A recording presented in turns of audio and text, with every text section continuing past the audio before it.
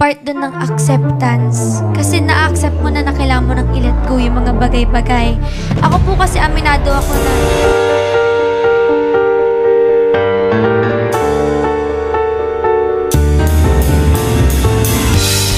Heto nga at pinag-uusapan na naman sa ngayon ang di umano'y pagkakaroon ng relasyon nina Daniel Padilla at Andrea Brillantes. Ayon sa chika na sekreto di anong nagkikita ang actress at ang aktor na si Daniel Padilla. Tila ba laking katanungan ng iilang mga netizens kung bakit nagtatago at naglilihim na nagkikita ang dalawa. Ayon pa sa iilan, kapag ang tao ay may lihim at may itinatago ay meron talaga itong mga lihim na itinago sa sarili.